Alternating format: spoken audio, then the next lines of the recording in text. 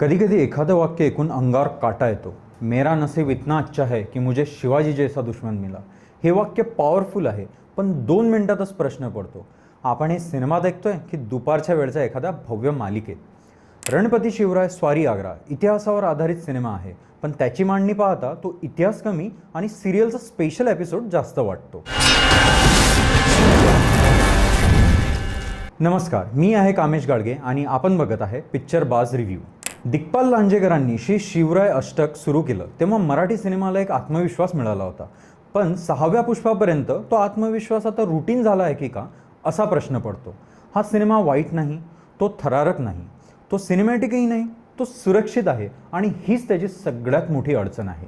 आता प्लॉट नेमकं काय आहे ते थोडक्यात पाहूया. सिनेमा औरंगजेबाच्या सत्ता लालसेपासून सुरू होतो आणि शिवाजी महाराजांच्या आग्रा स्वारी का झाली, कशी झाली आणि कुठल्या राजकारणात अडकली हे सगळं हळूहळू मानतो. पुरंदरचा तह येतो, सुरतची लूट येते, मुघल दरबारातील ताण येतो. इतिहास सगळा माहिती आहे, पण प्रश्न असा आहे, आपण हे सगळं जगतोय का फक्त ऐकतोय? शिवराय आग्र्याला जातात, नजर कैदेत अडकतात, शत्रूला चकवा देतात, सुटकेचा डाव आखतात. थरार माहीत आहे, पण सिनेमा तो थरार फ्रेममध्ये पकडत नाही. प्रत्येक सीन जणू पुढच्या सीनवर वेळ काढतोय. जसं मालिकेत उद्या काय होणार म्हणून आजचा भाग ताणला जातो. आता एक्सपेक्टेशनबद्दल बोलायचं तर हा सिनेमा आहे मराठी इतिहासातला सगळ्यात सिनेमॅटिक प्रसंग.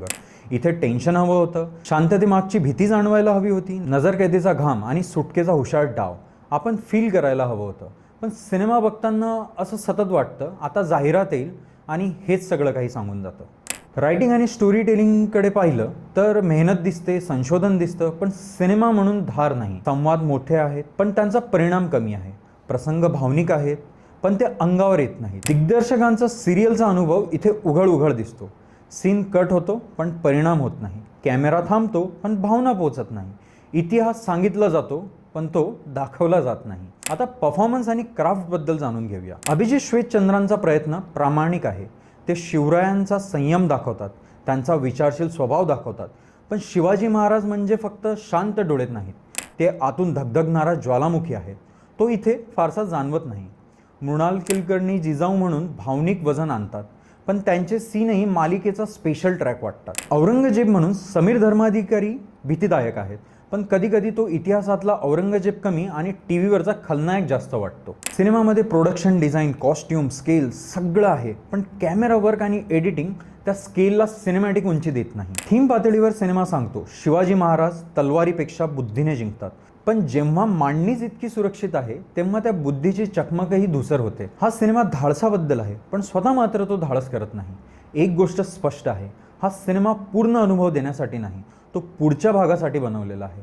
पिक्चरबाज भाषेत सांगायचं झालं तर हा सिनेमा क्लायमॅक्ससाठी नाही, तो पुढच्या पोस्टरसाठी बनला आहे. रणपती शिवराय स्वारी आग्रा हा सिनेमा अपमानास्पद नाही, तो प्रेरणादायीही नाही. इतिहास मोठा आहे पण सिनेमाची उंची त्या इतिहासा इतकी नाही. जर तुम्ही आधीचे सगळे भाग भावनिकतेने पाहिले असतील तर हा भागही पाहाल, पण जर तुम्ही चित्रपट म्हणून अपेक्षा ठेवल्या असतील तर हा अनुभव थोडासा फिका पडतो. छत्रपती शिवाजी महाराज आजही सिनेमासाठी अमर विषय आहेत, पण रणपती शिवराय बघताना असं वाटत राहतं महाराजांचा इतिहास सिनेमासाठी वापरला जातोय, पण सिनेमा इतिहासा इतका मोठा व्हायचं धाडस करत नाही.